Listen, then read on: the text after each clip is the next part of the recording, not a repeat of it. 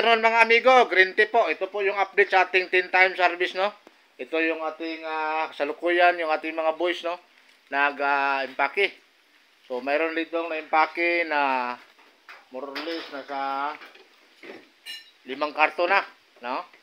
O 5 karton. So ito po, as you see in my background, ito po yung ating harvest to date, October 27, 2023. Ito po. So, thank you Lord sa ating grasya. Ito po yung ating bagong na sprayhan ng herbicide last week. So, ito na ngayon yung harvest niya. So, noong Miyerkules, so nag-harvest din tayo. Nakuha tayo ng 15 na karton. So hopefully ngayon, naabot dito sa more or less 20 na karton. Kung may 15, okay na, no? So, abot dito ng sobra 1 tons din. Ito na po mga kaibigan. So, thank you sa ating Lord, no, na binigyan tayo ng harvest ito. So, ito po. So, medyo na wala pa po kalahati yung ating na impake, no? So, sa lahat ng may mga mahilig dyan sa gulay, don't forget to like, share, and subscribe sa ating YouTube channel, Green Tea Farm Input, no? So lahat ng may mga tanong, no, paki-inbox lang sa ating mga videos o messenger lang sa akin para na masagot natin yung ating mga kababayan na mahilig sa pagtatanim ng gulay. Ito po, no? So, ngayong araw ay wala po tayong talong, no? Wala po tayong talong dahil hindi pa po kaya. Hindi natin makaya, no? Dahil ang oras po natin ngayon ay nasa mag-aalauna na ng hapon, no?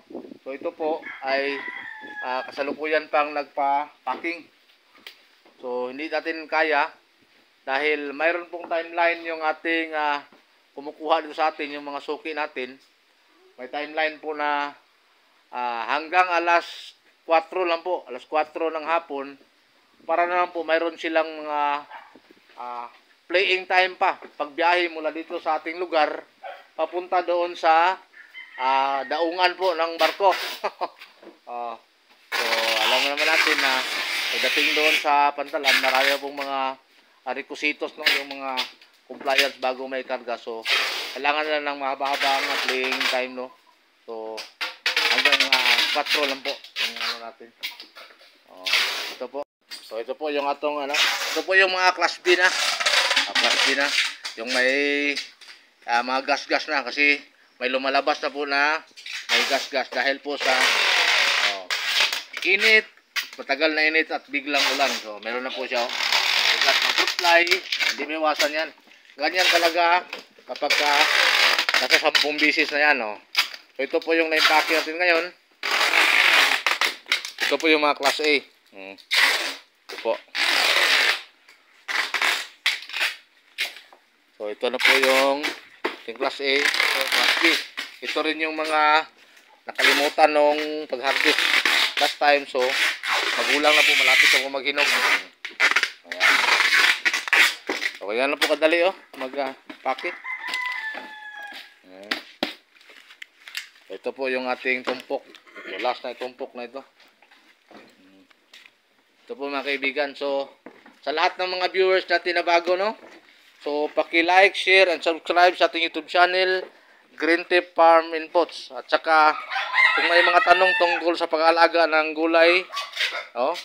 Specifically sa talong, ampalaya, saka atsal. So, nabuhayan na po tayo ng atsal, no? Nakapag-harvest. So, ngayon nga kung makaya pa, harvestin natin yung atsal natin ngayon dahil may mga maraming na rin inom. So, kung kaya pa, tao natin. Kasi 4 lang po yung tao ko ngayon dito. So, talagang stressful po yung pag-handle lang tayo dahil may mga timeline tayo. Ito po yung last na tumpok ng ating ampalaya. So, sa lahat ng ating mga viewers, Mula Luzon, Visayas at Mindanao. Pati sa abroad, Don't forget to like, share, and subscribe to the YouTube channel, Green Tea Farm.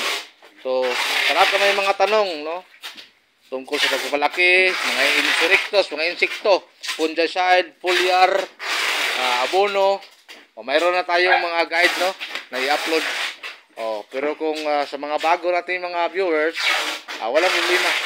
PM lang, mag-comment lang doon sa mga video at ating bigyang lunas, bigyan natin ng advice. So, yung ating advice ay binibigay ay nanggagaling po yan sa ating mga karanasan, mga constructive po ng mga advices yan, dahil nadaanan na po natin lahat, mga challenges and gaps dito sa paghalaman ng talong, palaya at saka sal. Ito po. So, shout out sa lahat nating mga subscribers. So, long live sa ating mga amigo, mga subscribers natin, saka followers natin sa FB. So, yan na po, Ito po, yung ating kalukuyang inimpake, So, sa ating mga viewers dyan na bago at hindi pa nakapag-subscribe, please subscribe my channel, YouTube channel Green Tea Farm Input. At sa lahat ng may mga tanong dyan regarding sa pagpapalaki ng mga halaman tulad ng ampalaya, talong at kaasal, huwag pong mahiyang mag-comments at iparating po sa atin yung mga katanungan, regarding sa mga insekto, sa foliar, sa mga fungicide at sa abono. Mayroon po tayo naka-upload dyan. Sa mga bago nating viewers, walang problema. PM lang sa akin, mag-comment lang sa mga videos natin at bigyan natin ng advices yan, which is nanggaling sa ating mga nakaraang mga experience, sa mga experience natin, gaps and challenges, diyan po nanggaling diyan po hinugot natin yung ating mga advice po. So hanggang dito na lang.